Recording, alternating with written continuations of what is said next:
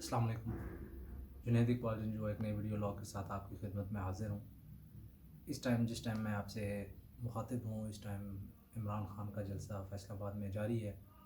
बड़ी तादाद में लोग जो हैं वो जलसे के अंदर मौजूद हैं और इमरान खान जो है वो तकरीर इस टाइम कर भी रहे हैं।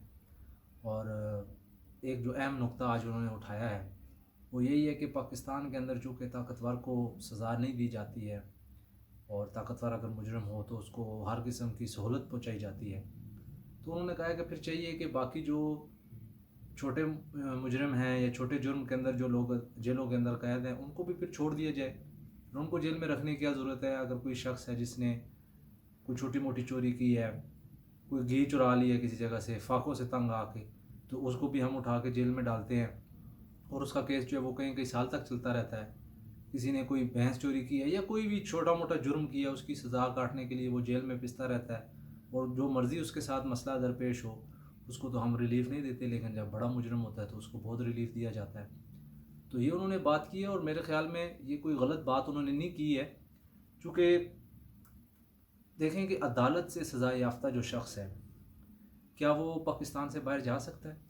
मेरा आप लोगों से ये सवाल है कि क्या जिस शख्स को अदालत से सज़ा हुई भी हो उसको पाकिस्तानी अदालत या पाकिस्तानी आइन या पाकिस्तान का कानून ये इजाज़त देता है कि वो मुल्क से बाहर जाए? कोई आम अगर शख्स हो तो नवाज़ शरीफ साहब को अदालत से सज़ा हुई, सज़ा के बावजूद वो इस टाइम मुल्क से बाहर हैं।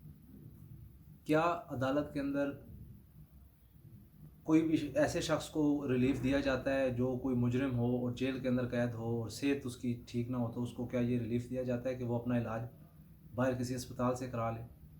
और बाहर अस्पताल तो छोड़े कि वो मुल्क से बाहर किसी जगह से करा लें। चाहे कितना भी आपको पता है जेलों के अंदर हज़ारों लोग मर जाते हैं, संगीन बीमारियों का शिकार होते हैं, इसके बावजूद उनको चूँकि सज़ा हुई है तो वो जेल में ही रहते हैं, उनको तो ये सहूलत नहीं दी जाती।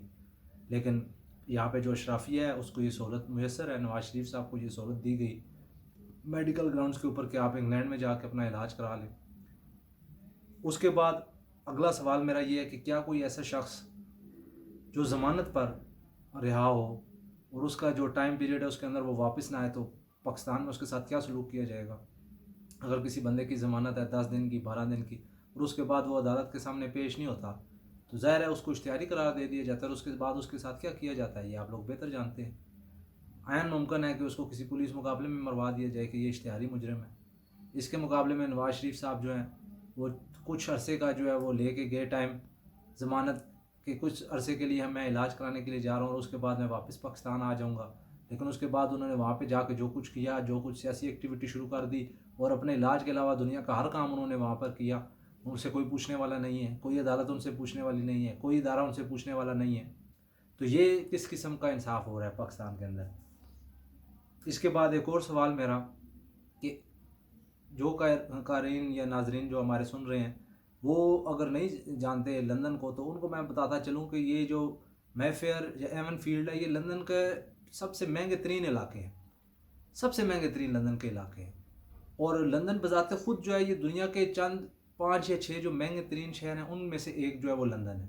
और उसके अंदर भी सबसे महंगा इलाका जो मैफेयर का या एवन फील्ड का इलाका है, वहाँ पे नवाज़ शरीफ साहब के ये फ़्लैट हैं। और ये वही फ़्लैट हैं जिनके बारे में मरियम बीबी ने कहा था कि मेरे तो ये है ही नहीं है।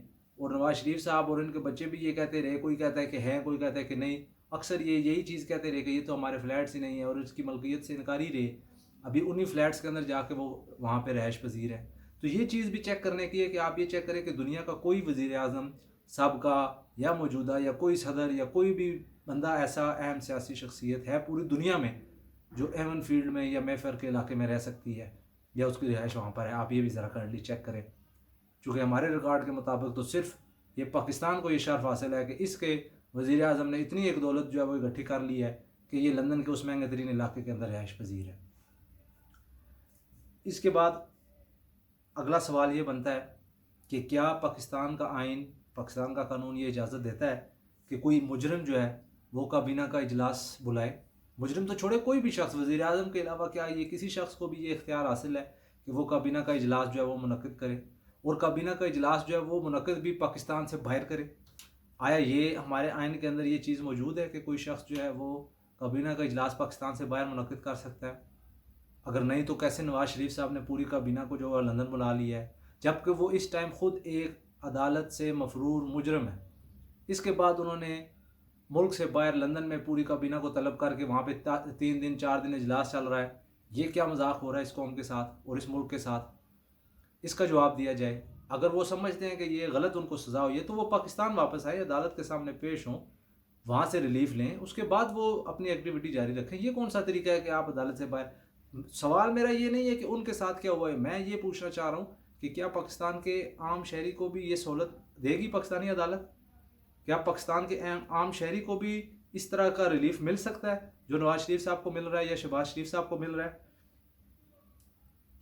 اس کے بعد ریلیف کی جہاں تک بات کی ہے، آپ یہ دیکھیں کہ وزیر اعظم شہباز شریف صاحب اور پنجاب میں حمزہ شہباز صاحب، باپ اور بیٹا دونوں، یہ بھی ایک عجیب مذاق ہے اس قوم کے ساتھ کہ پورے پاکستان میں اس کے علاوہ کوئی قابل شخص ہے ہی نہیں ہے، چونکہ ایک باپ اور ایک بیٹا جو ہے وہی قابل ہے۔